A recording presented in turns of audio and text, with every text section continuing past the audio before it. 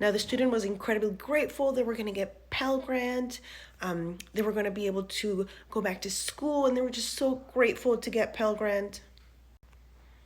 And I said, oh no, we are going to get you state grant money too, because you're going to need money for your books, for your materials, for your supplies. And Pell Grant is not going to be enough to cover everything that you need.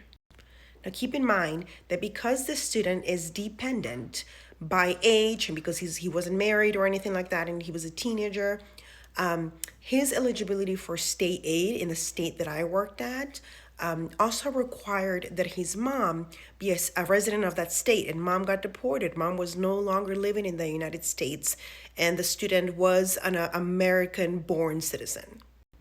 So what we did was I told him to gather as much information as possible. The student had court documents showing how mom was deported, had the mom's document that she had notarized, giving him temporary custody to her boyfriend. Again, great man. I've met him so many times. Great man. There were also witness testimony from people in his high school, like administrators, other family members, a letter from the mom. I mean, we had a stack of documents. We were like, we are going to cover everything, and we're going to make sure that we give it our best shot in order to apply for a dependency override.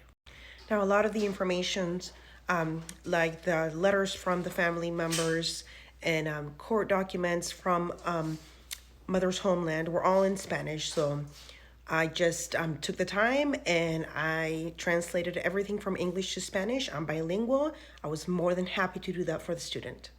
Now, there is specific guidance from Department of Education of when a student can qualify for a dependency override. That way they can apply as an independent and they are not required to provide parental information. And parental abandonment is one of the reasons that a student could apply for a dependency override. Now, as I mentioned in part 1, this particular student had never met his father, and mom had unwillingly abandoned him when she got deported back to her home country.